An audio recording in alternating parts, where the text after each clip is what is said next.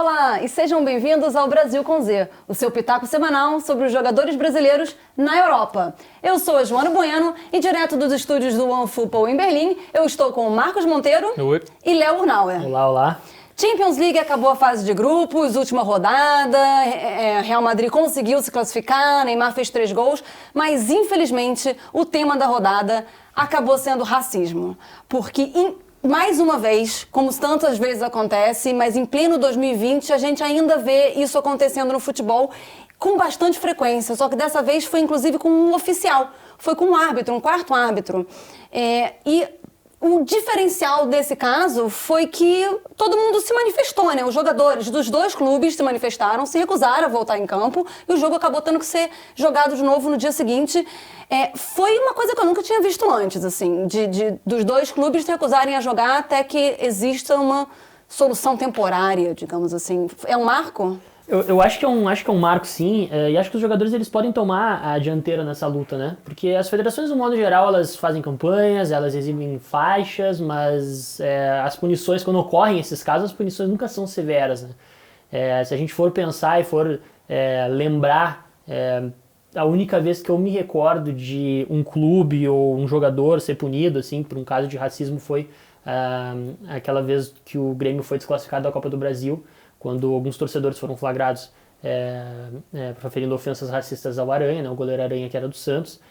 Mas depois disso a gente vê, corriqueiramente acontecendo casos de racismo e enfim, as multas são pequenas.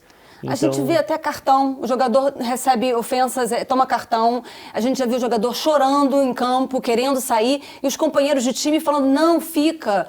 Não era o caso de repente, vamos sair de campo mesmo até isso, eu acho legal, de repente coloca um fim nisso? Nesse caso que as lideranças eram lideranças muito fortes no mundo do futebol, né? Que você viu o Neymar se manifestando, o Mbappé se manifestando, então aconteceu o caso que é lamentável, infelizmente não vai ser a última vez que a gente vai estar falando disso, porque a gente sabe que é difícil isso mudar no futebol. Então, não só no futebol, né? No mundo como um todo, isso é muito presente, infelizmente. Então não vai ser a última vez que a gente está falando, mas é importante ver essa evolução, né? A gente vê que o adversário se recusou a jogar também com o time que sofreu com o racismo. Então, agora o que eu quero ver é como é que a UEFA vai lidar com isso. Eu acho que precisa de uma postura um pouco mais forte das federações, né? Porque não adianta ficar fazendo só campanha de racismo contra o racismo, vai dar uma né? multa de 5, 6 mil euros, que para um clube é nada. O que vai acontecer com esse oficial também? Desculpa, nesse caso é o do oficial, né? Não é nenhum clube que vai pagar, mas... Sim. E daí o que vai acontecer? Ele vai ser, talvez, não sei, banido do futebol? A gente não sabe. Eu tô curioso para ver a reação da UEFA. E o que não só a reação para punir, mas uma reação preventiva, para que isso não venha a acontecer depois. Então é importante você punir, claro, mas também é importante você prevenir, né? Então, o que a UEFA vai fazer para mostrar para todo mundo que isso não pode mais acontecer? Chega, não tem mais espaço para isso. Eu tenho um pouco a impressão de que os dois clubes se manifestaram porque não era algo relativo a um clube, era relativo a um oficial, né? Então foi um pouco, se uniram contra isso, mas eu gostaria de ver eles se manifestarem juntos quando for relativo a um clube, a um torcedor ou a um jogador de outro clube, porque a gente vê também dentro de campo, né? Não é só a torcida, como aconteceu no caso do Grêmio, isso acontece também dentro de campo, infelizmente, gente. E assim, como você falou, não tem como resolver, eu acho, mas não é o caso de começar a dar umas punições exemplares, a se manifestarem. O Mbappé, com 20 anos de idade, parecia super, assim, instigado a se manifestar e a não vamos voltar. Se a gente for pensar, não faz muito tempo teve aquele episódio do Neymar com o zagueiro do Olympique de Marseille, né? Então isso é bem corriqueiro, né? Acho que a gente provavelmente vai ver acontecer de novo, infelizmente. Mas como tu disse, né, vamos aguardar que as federações, eu acho, as entidades, elas se posicionem mais. Porque os clubes, de um modo geral, eu acho que eles fazem campanhas, eles mostram que eles estão engajados na causa, mas quem tem o canetaço ali para multar, para fazer algum tipo de medida assim que avise, olha, isso não pode mais acontecer, porque senão esse clube vai ser desclassificado da competição. Mas multas de verdade, né? Uma desclassificação. Uma punição severa, tipo, o jogador não vai mais jogar essa temporada, né? Tá suspenso por 18 meses, tá por um ano, não sei. Né? E a gente comentava na semana passada o Neymar ganhando protagonismo, também como liderança, também fora de campo, nas entrevistas e tudo mais. Ele também, assim como o Mbappé, estava fixo em, tipo, não vamos voltar e vamos sair de campo agora e enquanto esse cara estiver aqui, a gente não joga. o Neymar que a gente quer ver, né? Que é o cara que domina a bola dentro de campo e faz o que quer com ela, mas que fora dele também dá exemplo, né? Eu acho que talvez ele tenha sido um pouco influenciado pela amizade que ele teve com o Hamilton ultimamente. Espero, porque é uma excelente influência, principalmente nesse aspecto. Mas ele foi exemplar. Não tenho o que pontuar no Neymar. O que a gente vai pontuar aqui são só coisas boas, porque ele realmente foi exemplar. E depois, no dia seguinte, quando voltou o jogo, exemplar de novo. Ele fez 3 gols. Então, assim, esse é o Neymar, não só o Neymar, mas esse é o que todo mundo quer ver, né? São jogadores que se posicionem, não fiquem em cima do muro, e quando acontece alguma coisa errada, não fiquem com medo de represálias futuramente. E como é bom a gente ter só coisas boas pra falar dele, né? Porque é um cara que encanta tanto dentro de campo e fora de campo. Desde que ele saiu do Barça, ele estava envolvido em muitas polêmicas, né? Acho que ele não estava sabendo lidar muito com a parte de relações públicas fora do campo, né? Porque nem sempre ele conseguia eu não sei se ele é o mais bem assessorado fora de campo. Tem esse problema, né? Eu acho que às vezes se cria algumas narrativas muito ruins em relação a ele, que não são verdades, assim, como se ele fosse um cara ruim de grupo ou coisas desse tipo. E eu já vi várias vezes o Muricy elogiando ele. A gente sabe que o Muricy não é ficar de dando muito elogio para jogador. Enfim, né? E é bom ver que ele tá amadurecendo, né? Porque a gente pare de chamar ele de menino Ney, comece só a usar o adulto Ney. E comece a falar coisas boas também sobre ele fora de campo, né? Então, fiquei feliz como brasileiro de ver esse tipo de atitude dele. Já foi a segunda rodada seguida que ele chamou responsabilidade, resolveu em campo. Tudo bem que era contra o Başakşehir, para Paris Saint-Germain já estava com o pé na vaga e tudo mais, mas começou mal a temporada, né? Perdeu e podia não se classificar, teve algum momento que estava com a classificação não garantida, ali bem em risco, e ele resolveu, né? Assim, eu fico bem satisfeita de ver isso.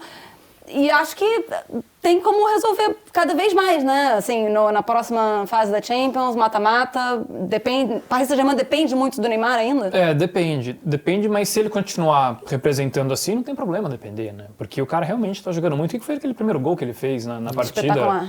Deu uma caneta e meteu a bola no ângulo. Então, assim, esse tipo de lance, que não é raro, ele faz isso com frequência, porque ele joga muito bem, mostra o quão qualificado ele é como jogador, como camisa 10.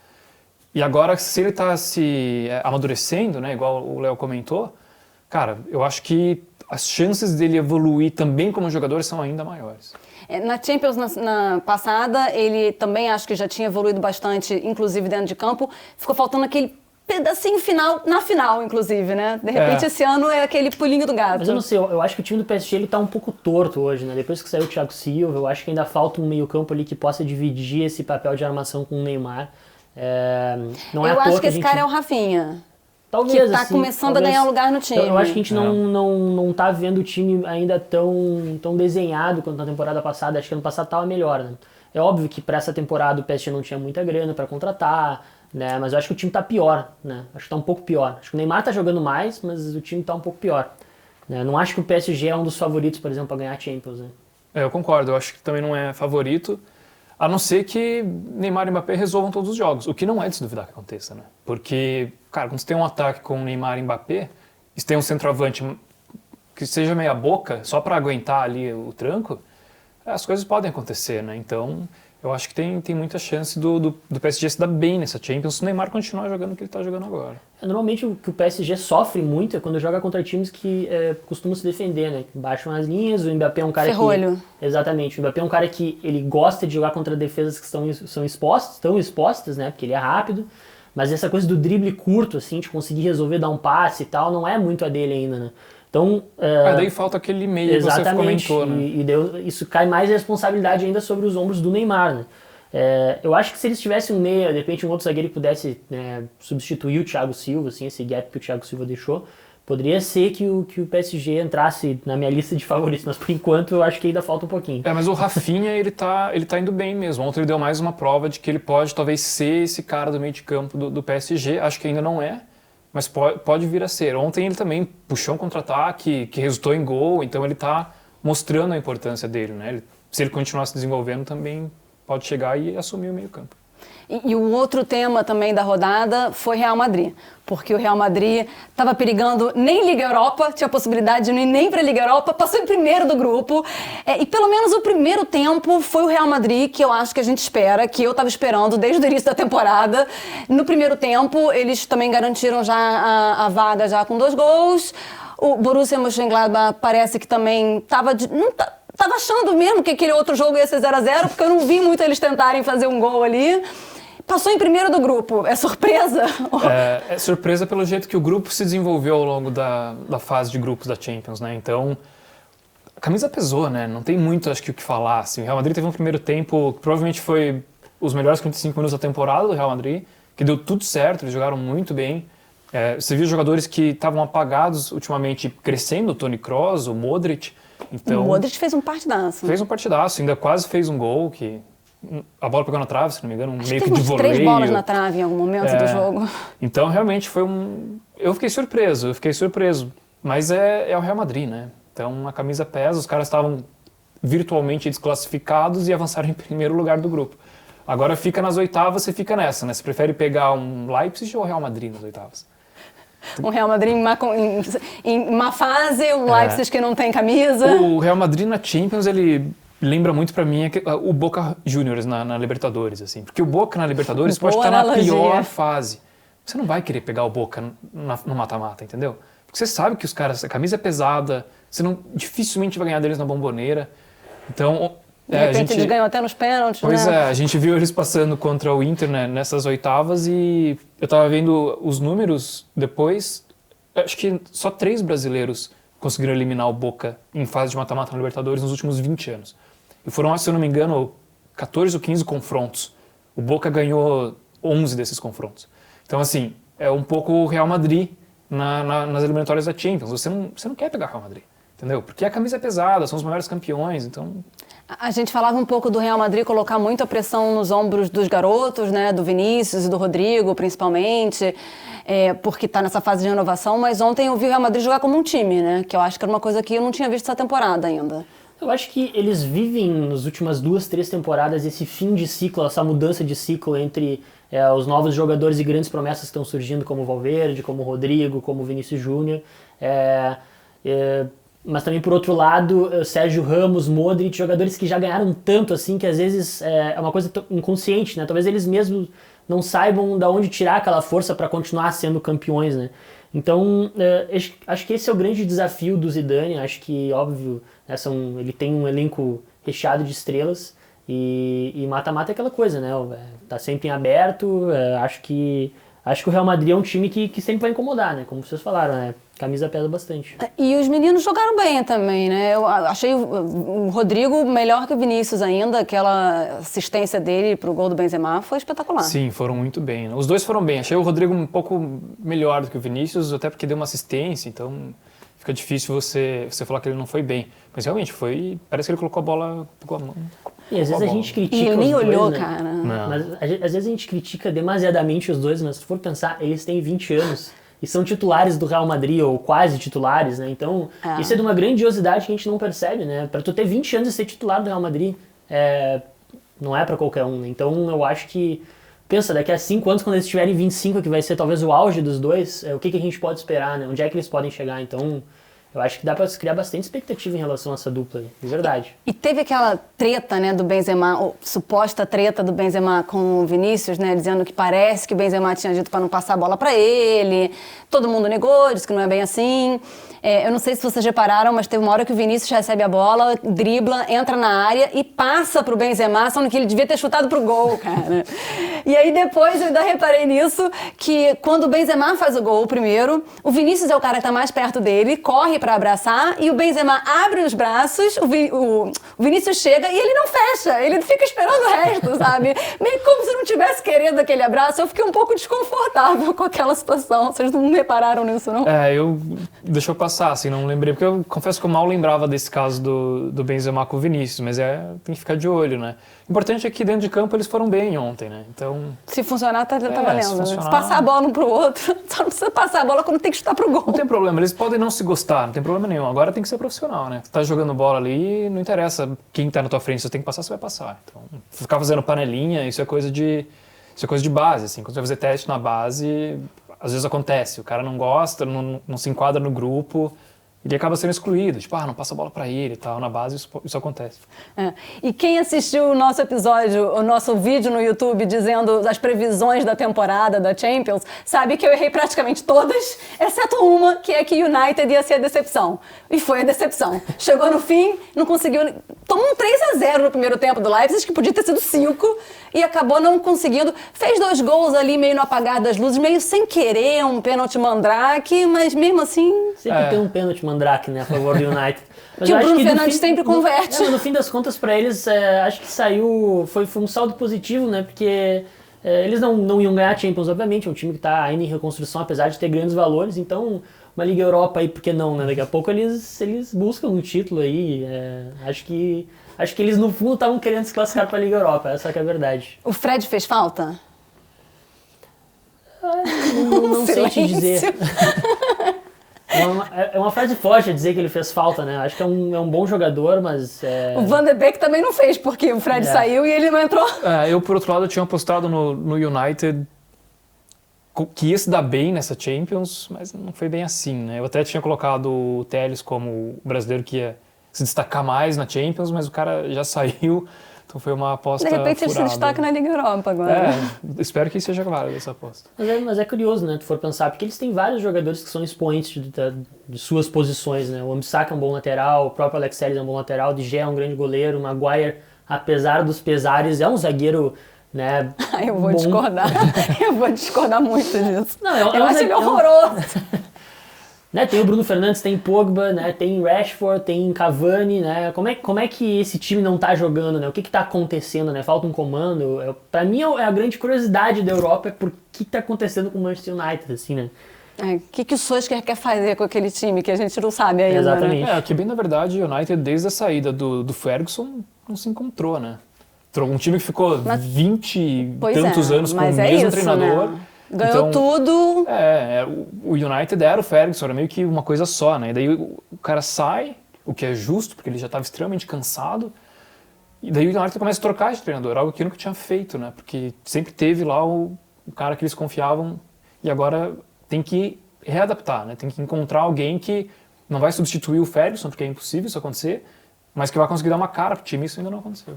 Um time que a gente não fala muito, mas que também tem brasileiro e está indo bem também, é o Sevilha.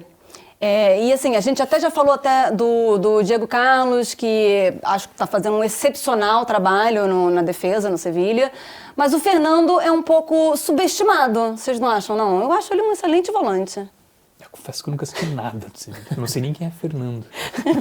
Eu vi poucas coisas. Fernando era do City. Quando o Guardiola chegou no City, ele mandou o Fernando embora pela porta dos fundos. Esse Fernando. Eu confesso que eu também vi pouca coisa do Sevilha, mas é um time que tem um espírito vencedor, né? Afinal, ganhou uma Liga Europa ano passado, na última temporada. E eu acho que um time que tem um espírito vencedor, um time que já ganhou e um time que está encaixado, como é o time deles, que sabe quais são as suas valências, quais são os seus defeitos, sempre pode incomodar, né? Acho que pode muito mais incomodar que um Leipzig, por exemplo, né? Na minha opinião. Não sei o que vocês acham. Eu não acompanho tanto assim o Sevilha, mas acho difícil. O Leipzig acho que está muito bem encaixado. Assim. Acho que não sei, acho que me faltam argumentos, porque eu realmente, sinceramente, não acompanho o Sevilha, não assisti muitos jogos deles esse ano. Mas... Como é que é? Não tem como opinar? Não, não tenho como opinar. Voto branco nessa. Não Nunca tem voto problema. em branco, inclusive. Oitavas de final, a gente tem Bayern de Munique, Atlético de Madrid, Real Madrid, Borussia Mönchengladbach, Manchester City, Porto, Liverpool, Atalanta, Chelsea, Sevilha, Borussia Dortmund, Lazio, Juventus, Barcelona, Paris Saint-Germain, RB Leipzig. Escolhe aí um favorito e uma zebra para passar. Zebra é aquele que já não está tão bem, mas que... Obviamente que vai depender do cruzamento, né? Mas o favorito é o Bayern, acho que não tem muito como discutir, né? Agora a zebra, eu colocaria o Sevilla como zebra, mas posso estar errado. Eu acho que o Barça vai ser a zebra. Não tô brincando. Acho que o Sevilla também pode ser apontado como um time que pode surpreender. O Barça, inclusive, pode ser a zebra contra o Bayern, Exatamente. porque podem se enfrentar. Para mim o favorito é o Liverpool, assim. Eu acho que é o time que tem um trabalho mais de longevidade, assim, né? Acho que a falta de zagueiros no elenco pode ser um fator que atrapalhe. Mas ainda assim, na minha opinião, acho um time melhor que o do Bayern, assim, individualmente. E acho que é o time favorito para Champions, assim. Mas os dois estão muito nivelados e acima dos demais, né? E eu apontaria o Sevilla. Acho que o Sevilla é um time que pode surpreender. É o atual campeão da Liga Europa. Tá encaixado, sabe onde quer chegar, sabe o que faz bem, o que não faz bem. Então, dependendo do cruzamento, né? Por que não? Por que não sonhar, né? Eu vou de Bayern também de favorito, porque eu acho que não tem pra ninguém. Acho que Bayern tá bem acima. Tá como o Liverpool também, mas não tem as lesões tantas, né? O Kimmich volta, então Eu acho que é um time que tá tá mais pouco mais encaixadinho inteiro. nesse momento também, agora. E de zebra eu vou de um que não é tão zebra, que é o Chelsea. Que a gente não pode dizer que o Chelsea é zebra, né? Porque é um grande time e né, fez grandes contratações e tá jogando muito bem. Mas a gente não vê um grande Chelsea há um tempo. E eu acho que, de repente, esse ano eles vão despontar. Então, assim, o Chelsea não está no mesmo nível que o Bayern, que o Liverpool, então eu botei ele como zebra. Eu tô curioso para ver o que o Barcelona vai conseguir arranjar nisso daí, porque eu tava vendo os possíveis confrontos, né? O time não pode pegar um oponente do mesmo grupo, que jogou na fase de grupos, e nenhum do mesmo país. Então, assim, sobra pro Barcelona opções que eu não vejo o Barcelona saindo vitorioso. Então, assim, sobra Bayern de Munique, Manchester City, Liverpool. As possibilidades de confronto para o Barça São complicadas. São complicadas. Aquela derrota contra a Juventus na última rodada vai custar caro. Vai custar caro. Tá, e podia perder por 2-0, que avançava em primeiro, né? Mas agora vamos ver, eu acho que eles se complicaram. E encerrando essa fase de grupos da Champions, quem vocês acham, entre os brasileiros, que se destacou? Que foi o brasileiro que... Bom, tem o Neymar, né? Que acho que a gente não... É meio unanimidade. Mas assim, tirando o Neymar, será que a gente escolhe um outro brasileiro que se destacou nessa fase de grupos e que a gente pode esperar bastante no mata-mata? Eu destacaria o Fabinho, né? Eu acho que é um cara que está amadurecendo, ele é pouco falado na Europa, inclusive é pouco falado dentro do Liverpool, mas é um cara que... o Klopp tá sem zagueiros, né? O Klopp tem essa coisa, ele monta grupos muito curtos, né? Faz muitas adaptações e às vezes, né, quando acontece uma série de lesões como é o que está acontecendo agora no Liverpool, ele acaba tendo que fazer algumas mudanças, né? E o Fabinho tá jogando como zagueiro agora, tá jogando muito bem como zagueiro, né? Tá se descobrindo. Daqui a pouco, por que não, né? Ele virar um zagueiro até na seleção brasileira, que a gente tá precisando mais do que volante, já que o Tite tem o Casemiro. Então eu destacaria ele, eu acho que ele vem fazendo um bom ano, um ano surpreendente, maduro. Óbvio que o Neymar, ele tá acima de todo mundo, mas o Fabinho é um cara que vem bem também. Eu vou com o Fabinho também. O Marquinhos também fez boas partidas. O Marquinhos, ele é muito regular, né? Então, é um cara que muitas vezes ele pode não se destacar tanto assim, apesar de ele ser um excelente zagueiro, mas ele tá sempre no mesmo nível, assim, né? Ele dificilmente falha, dificilmente compromete. Eu destacaria o Marquinhos. A gente pode falar também do Alcântara, né? Do Rafinha. Porque a gente não está considerando o Thiago, né? Mas se a gente puder considerar o Rafinha, ele não jogou tanto, não teve tantos minutos, né? Mas foi bem. Então, fico até curioso para ver como é que ele vai ser nas próximas partidas. Agora, mata-mata e tal, tem toda essa pressão. Vamos ver como é que ele vai ser, né? Por outro lado, a gente tem umas decepções que decepcionaram. Por exemplo, o Alex Telles, que foi a minha aposta de brasileiro destaque na Champions e não vingou, né? Ainda não se encontrou no United. Eu tô querendo ver um pouco do Gabriel Jesus ainda, né? Porque, assim, tudo bem, o City estava num grupo fácil, né? Que a gente sabia que ia passar. Eu acho até que isso é um problema pro City, porque todo ano eles ficam num grupo fácil e aí chega no mata-mata, cai cedo. E o Gabriel Jesus vem meio que em declínio no City, eu acho. Tá perdendo espaço, não tá jogando, já tem uns jogos que não faz gol. Eu tô esperando um pouquinho mais dele. Eu acho que um outro jogador que a gente pode destacar, que sumiu um pouco pela circunstância que foi inserido, é o Arthur, né, na Juventus, porque ele foi um pedido do Sarri, né? E o Sarri saiu da Juventus, veio o Pirlo, não é o tipo de jogador que ele queria para o meio-campo da Juventus. E ele agora não tem sido titular em todos os jogos, né? Ainda está se achando ali no meio da Juve. E a expectativa que tinha sobre o Arthur era muito grande, né? Então é um cara que eu acho que tem um pouco a provar assim, nesse novo momento da carreira dele, né? Tô curioso também para ver o que vai acontecer no futuro do Arthur. E também na parte positiva, nos destaques positivos, eu colocaria o Rodrigo também. Acho que o Rodrigo foi decisivo em alguns jogos, nesse último, inclusive, no jogo da classificação, mas também fez gol decisivo de último minuto, entrou e fez gol. Bom, para um garoto, né, de 20 anos, acho que ele é até mais novo, acho que ele tem 19, eu acho. Então, com esse peso de camisa do Real Madrid, não tem como a gente não destacar o Rodrigo nessa O Rodrigo ele fase. foi melhor que o Vini Júnior, eu acho, na Champions, né? A impressão que dá é que o Rodrigo chegou mais pronto para o futebol europeu do que o Vinícius Júnior. O Vinícius Júnior parece que ainda ele precisou de um período de adaptação e parece que ele não está 100% adaptado ainda. O Rodrigo já chegou mais pronto, assim, né? Apesar de ser mais novo, chegou... É porque eu acho também que ele chegou um pouco mais na surdina. O Vinícius tinha muita mídia em cima dele, na seleção sub-20, no Flamengo, ele era o grande cara. E o Rodrigo não tinha esse away em cima dele, então ele chegou um pouco mais assim, não esperam tanto assim. Eu acho que pro contexto do Real Madrid também, o Vinícius Júnior, ele leva um pouco de desvantagem, porque a principal característica dele é a velocidade. Ele é muito rápido, né? Ele não é o cara tanto do drible curto, ele tem isso, mas ele é um cara que ele funciona mais em contra-defesas abertas, né? E eu acho que ele não tá tão maturado quanto o Rodrigo, né? Eu acho que ele vai crescer muito ainda, né? Eu acho que o pessoal às vezes tem um pouco de preconceito, não vocês, mas o pessoal em geral tem um pouco de preconceito com ele, porque ele bate mal, porque ele às vezes finaliza de uma maneira não tão boa assim, né? Mas eu acho que ele tem potencial para ser tão bom quanto o Rodrigo, quanto o pessoal fala do Rodrigo, né? Porque quando comparam os dois sempre falam, o Rodrigo vai ser melhor, o Rodrigo vai chegar mais longe. Eu acho os dois extremamente talentosos na parte individual, na velocidade. Acho que também falta um pouco de finalização, mas o Vinícius tem que aproveitar que a sorte dele, que é o Hazard tá machucado, porque eles jogam na mesma área. E se o Hazard tiver em forma, o Zidane vai colocar o Hazard. Então, acho que assim, foi a grande contratação do Real Madrid, mas foi um pouco sorte para o Vinícius, ele não está jogando, né? Ele chegou num momento que o setor que ele atua realmente estava desfalcado, né? Então ele teve espaço. Talvez se o Hazard tivesse em forma desde o início, talvez a gente nem estivesse falando tanto assim do Vinícius Júnior, talvez ele estivesse na canteira ainda, não sei. O Zidane até bota os dois para jogar algumas vezes, bota o Vinícius na direita, mas você vê que ele não joga tão bem na direita. Eu acho que ele tem uma coisa que eu admiro muito, que é personalidade, né? Ele é muito jovem, mas ele não tem medo de ir para cima de nenhum zagueiro, né? Tu vê ele em clássicos contra o Barcelona, indo para cima do Piqué. Eu lembro daquele gol que o Benzema fez contra o Ajax, acho que foi 2018, 2019, na Champions, que ele fez uma grande jogada, né? Driblou acho que uns 3 ou 4 zagueiros do Ajax e na época ele tinha acho que 18 anos, eu pensando assim, né, um jogador desse nível, assim, com essa idade, né? Quando for mais velho, tiver mais maturado, vai estar voando, né? Então ele tem bastante espaço para crescer. Esperamos que ele cresça, né? E o Real Madrid, inclusive, nesse fim de semana, que é um fim de semana de clássicos pela Europa, pega o Atlético de Madrid, que não é o clássico, mas é um grande jogo. Inclusive, o Atlético está melhor que o Barcelona. O Real vem numa crescente, né? Acabou de ganhar aí do Borussia Mönchengladbach com propriedade, se classificar em primeiro do grupo, com a grande atuação de boa parte das suas estrelas.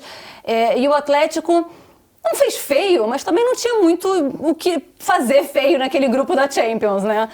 O que a gente pode esperar desse jogo? A La Liga tá diferente, né? A La Liga, o Atlético tá à frente do Real e do Barça, né? Então, vai ser um jogo interessante. Eu apostaria no Atlético, porque eu acho que tá mais estável. O Real tem sofrido muito com instabilidade. Fez um excelente jogo contra o Gladbach, mas não foi o único jogo bom do Real na temporada. E é justamente esse o problema do Real. Ele faz jogos bons, daí ruins, bons e ruins. Então não é estável, né? Então eu fico com o pé atrás de, nesse momento, em um clássico de Madrid, apostar no Real, por exemplo. Eu acho que o Atlético vai se dar melhor.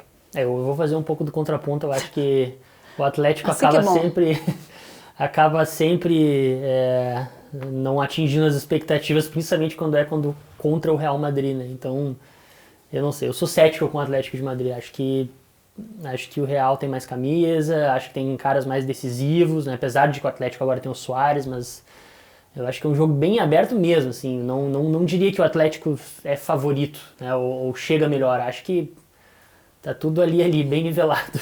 Não é brasileiro, mas também fala português, é o João Félix. Eu ainda não vi o João Félix jogar esses 126 milhões de euros, vocês já viram? Eu acho que foi uma aposta ousadíssima do Atlético de Madrid pagar 126 milhões no Eu até no acho que agora, essa temporada, ele começou melhor do que a passada. Ele é um bom jogador. Você vê que ele é diferenciado, o jeito que ele carrega a bola, a visão de jogo que ele tem. Agora, não sei se justificaria um investimento de 126 milhões na época que foi feito, né? 126 milhões, a gente está falando de jogador de Mas é como a gente estava falando sobre o Vinícius Júnior e o Rodrigo, né? Ele é um cara muito novo ainda, o João Félix, né? Então tem espaço para crescer. Ele está mostrando lapsos assim, de que é um jogador diferenciado. Se pagou muito caro por ele, eu concordo, né? Mas eu não sei, assim, eu particularmente eu olho o jogo dele, eu enxergo um cara ali que me oferece alguma coisa diferente, entendeu? Eu vejo que ele é um cara realmente diferente. Mais do que o que tem aí de outros jogadores, como o Sancho, por exemplo. Eu acho o João Félix um cara que vai vingar bem, assim, vai jogar num time maior ainda que o Atlético, vai ser um protagonista da seleção portuguesa. Tô me empolgando um pouco aqui, mas com uns 4, 5 anos a gente regrava esse podcast aqui. Bom, se fizer gol contra o Real, ele já cresce no carinho da torcida, no valor de mercado. Não, e na seleção portuguesa eu acho que ele tem espaço também. A seleção portuguesa em si tem uma safra boa vindo, né? Sim. Tem uma safra muito boa vindo. Tem o Trincão também, que foi pro Barça, que é um excelente jogador. Eu acho que o que o Barcelona fez com o Trincão é mais ou menos o que o Atlético de Madrid deveria ter feito com o Félix, né? Tudo bem que o Benfica não ia liberar o Félix pelo valor que o Barça pagou no Trincão, porque veio de clubes de níveis diferentes dentro de Portugal. Ainda mais depois de vender o Griezmann pela bolada que vendeu, você sabe que o clube tem dinheiro em caixa, né? Sim. Então acho que tudo conspirou para que o valor de 126 milhões fosse pago, mas eu vejo, por exemplo, que seria talvez um jogador para você pagar uns 50, 60, eu diria que foi um valor bem gasto, assim. 126 eu já acho... Não, que é uma aposta que ela pode dar muito errado, né? Ela pode dar certo, mas é uma aposta, né?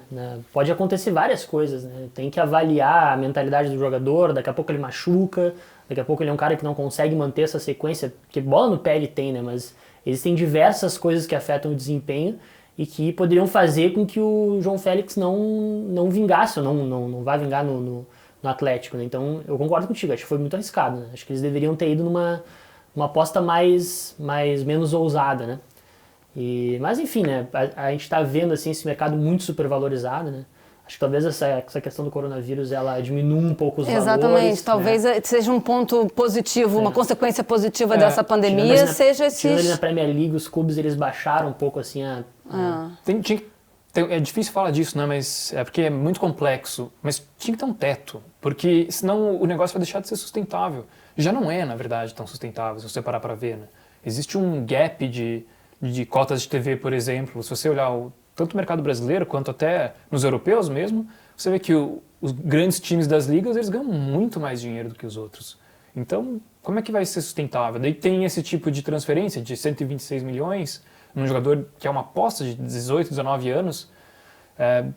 Ao longo prazo, isso não vai dar certo. Você vê que isso não vai dar certo ao longo prazo. Querendo ou não, os agentes, os próprios jogadores, eles ganham muita porcentagem nisso, né? Então eles forçam esse tipo de negociação porque é bom para todo mundo, é bom para os clubes, é bom para a gente, para os empresários, né? É bom para os próprios jogadores que ganham luvas. Então, enfim, a FIFA já tentou regular várias vezes esse mercado, já fez algumas medidas assim meio controversas, mas... Até porque a FIFA também ganha muito dinheiro.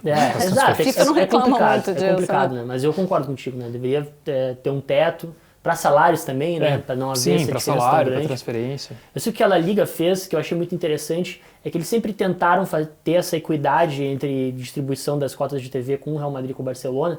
E quando eles começaram a internacionalizar mais a marca da La Liga, eles falaram aqui pro Barcelona e Real Madrid, as cotas de TV na Espanha vão continuar igual, então vocês não vão perder nada. Mas essas cotas de TV internacional a gente vai começar a distribuir mais para os outros clubes. Então foi a maneira que eles encontraram de convencer Real Madrid e Barcelona que eles não iam sair perdendo. Os outros iam ganhar, mas eles não iam perder nada, né? Então isso pode ser um exemplo, inclusive, para o Brasil, né? Que tem um Flamengo, um Palmeiras, um São Paulo, ou vários clubes que ganham muito mais dinheiro que os outros, né? Para tentar achar uma equidade mais nessa distribuição de renda de TV, que é a principal fonte de receita dos clubes. É que o futebol como um todo, a FIFA também, são instituições muito tradicionais, né? Então, pouco abertas para as novidades. Mas se você olhar, por exemplo, o mercado americano, não do futebol, mas talvez se você olhar para o basquete, para o futebol americano, você encontraria algumas soluções interessantes para equilibrar essa balança, que hoje não é equilibrada, né?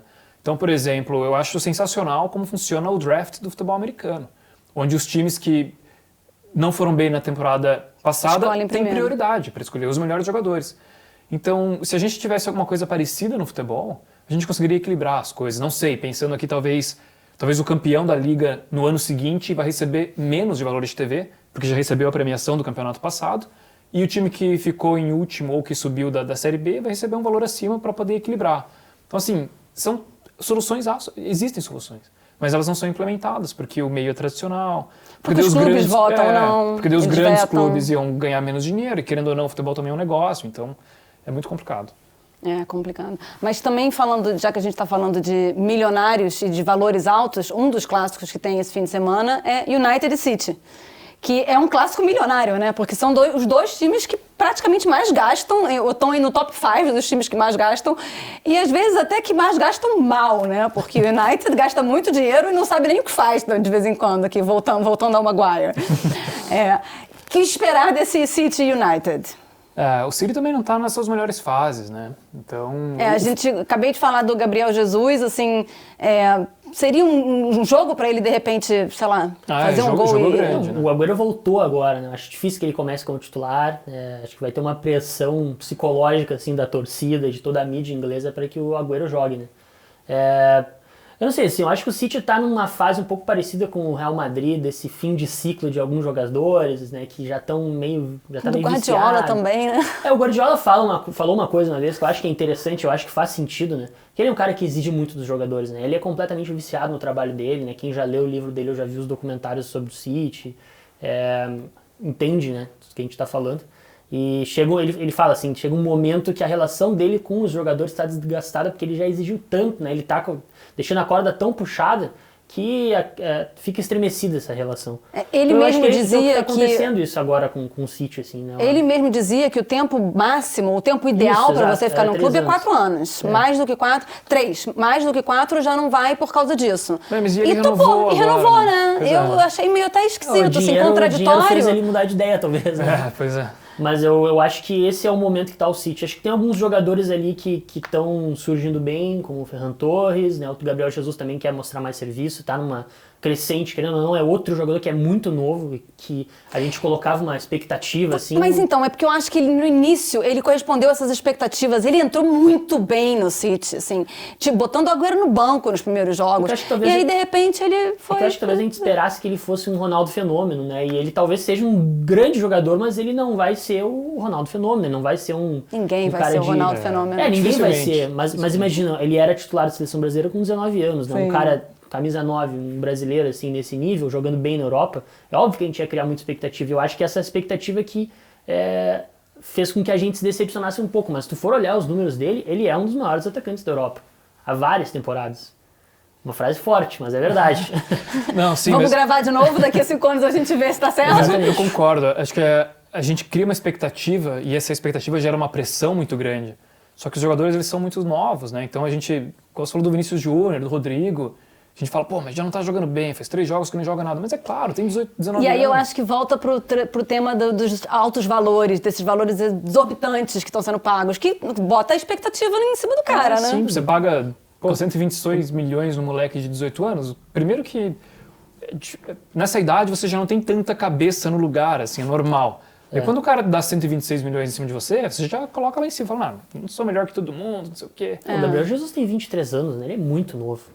Pensa quanto tempo ainda em alto nível ele tem pra jogar no futebol. Ele poderia estar jogando na seleção olímpica, que ninguém estaria cobrando ele. Ele já joga na principal, ele foi titular da Copa do Mundo em 2018, que não fez uma boa Copa. Eu acho até que pode ter sido ali um divisor de águas para ele. Acho que sim. Porque eu acho que depois da Copa ele não... Se a gente for comparar o próprio Pedro, que tá no Flamengo, tem 22, eu acho, né? Ou 21, 22, mas né? É quase a mesma idade, né? Então são jogadores que estão em níveis diferentes de carreira, né? Eu quero que ele volte a jogar aquele futebol dos primeiros meses e até da primeira temporada dele no City, porque acho que ele tem bastante futebol ainda e é bom de assistir o futebol dele. Ele é oportunista até não poder mais. Sim, ele é versátil, né? Ele pode fazer por dentro, ele pode fazer pelos lados, então ele... Enfim, ele tem muito para se dar bem. E isso de o Agüero voltou a ser titular, eu acho que eles podem inclusive jogar juntos. Já jogaram, eu não acho que um faz o mesmo papel do outro, eu acho que eles conseguem jogar juntos também. Eu acho que o Guardiola gosta muito do Gabriel Jesus, né? Porque além de todas essas características como centroavante, como goleador, ele é um cara que pressiona bem, ele recompõe ele é muito bem também. Muito voluntarioso, né, na marcação, nessa pressão alta que é tão importante pro Guardiola, né? O Tite, o pessoal brincava, os torcedores do Brasil na Copa de 2018, que o Gabriel Jesus era um volante da seleção, estava escalado para marcar, sendo que ele era camisa 9, né? Mas querendo ou não, é o futebol moderno, né? É um cara que está dentro dessas características e eu ainda tenho boas expectativas quanto a ele, né? Talvez ele não seja um dos maiores atacantes da história da seleção, mas ele vai ser um cara que tem como ser competitivo e ajudar muito, assim, né? E um outro clássico que também vai rolar esse fim de semana e que também tem bastante brasileiro é Paris Saint-Germain e Lyon. E o Ian Gastin, que é o nosso colega, conversou com o Thiago Mendes do Lyon para saber um pouco das pretensões do Lyon para essa temporada. Vamos conferir. Eu queria saber, primeiro, quais são as expectativas para o Lyon para essa temporada, né? Que não vai ter Champions, mas de repente numa próxima, você acha que o clube pode fazer bonito de novo? Olha, ninguém esperava ter ficado fora da Champions League, né? Porque o campeonato acabou, né? Então foi meio complicado, né? Nesse sentido, que a gente fez uma boa Champions League, terminou na semifinal da competição e depois ficar fora por causa que o campeonato acabou. Então acho que foi bastante complicado. Nosso pensamento agora é trabalhar forte, primeiramente tá brigando na parte de cima da tabela e tentar buscar o título. E se vir a Champions League lá na frente, que seja nas consequências do que a gente vem fazendo no longo da competição. Na última Champions, né, 2 times franceses estiveram entre os 4 melhores da Europa. Como é que você avalia o nível do campeonato francês? É realmente mais fraco que os demais, só que... Então, todo mundo fala que... Eu acho que a maioria das pessoas fala que o campeonato francês é muito fácil, cara. Então, eu acho que não tem nada fácil. Eu acho que, se vocês pôde ver também, os times franceses brigam de igual para igual com qualquer outra equipe. Então, eu acho que é muito difícil, véio, jogar o campeonato francês. As pessoas acham que é fácil, mas não tem nada de fácil. Como vocês podem ver, a gente eliminamos times ingleses de todos os países. Então não tem nada fácil. Eu acho que o campeonato a maioria dos campeonatos está igualado. Então não tem campeonato fácil pelo mundo todo, né? E, Thiago, agora eu queria fazer uma pergunta um pouco mais polêmica para você, sendo jogador do Lyon. O Neymar ainda não renovou com o PSG, né? Você prefere que ele renove com o PSG e permaneça na França, ou você prefere ver ele longe dos gramados franceses? Para dar uma folga aí pro Lyon. Cara, tipo assim, para mim o Neymar tá entre os melhores jogadores do mundo. Então, ele quando veio para a França, eu acho que o nível do futebol francês, eu acho que subiu bastante. Então, claro, com certeza, todo mundo espera que... Eu acho, né, que todo mundo espera que ele renove no PSG, mostra o futebol que ele tem ambição de ganhar a Champions League. Então, tomara que ele consiga um dia, sendo no PSG ou em outro clube. Eu fico feliz por ele, mas não tenho nada contra ele, nesse sentido de ele jogar fora da França. Espero que ele permaneça aqui. E ele aqui, eu acho que o futebol só venha a crescer mais e mais. Sim. E como é que é isso, cara? Você jogar numa liga que, nos últimos anos, né, foi dominada pelo PSG. Isso dá uma motivação extra para poder bater o time que tem maior investimento, que tem os maiores craques? Como é que é isso aí? Com certeza, eu acho que não só para a nossa equipe, eu acho que para qualquer equipe do campeonato francês, eu acho que dá motivação a mais quando você enfrenta o PSG. Eu acho que a motivação é de estar ganhando sempre mais e desbancar o favoritismo deles na Liga 1, né? Eu acho que todos os times querem chegar e ser campeão, então para isso tem que ganhar o PSG de qualquer maneira, para estar brigando ali na parte de cima da tabela. Eu acho que isso é uma alegria imensa, até para os times de baixo também, tá empatando, então ganhando. Eu acho que o campeonato francês é outro nível, onde que todo mundo briga para estar pelo menos se classificando para a Champions League. Ali eu acho que já é o suficiente para quem está embaixo, mas nossa ambição é sempre estar disputando o título de igual para igual. Lyon briga pelo título? Brigar é uma coisa, né? Ganhar é outra. Então, acho que essa temporada tá tão louca que tudo pode acontecer, né? Mas é um time bom, né? É um time com bons jogadores. A gente até comentou já que eu acho que vai brigar. Tem um bom time, tem jovens, tem jogadores que estão representando bem o Lyon. Mas assim, o PSG é muito à frente do Lyon. A qualidade técnica do time está muito acima. Mas o Lyon não joga Champions esse ano. Então, de repente, o PSG vira um pouco o foco para cá, o Lyon fica aqui. Se o PSG der bobeira, o Lyon tá ali.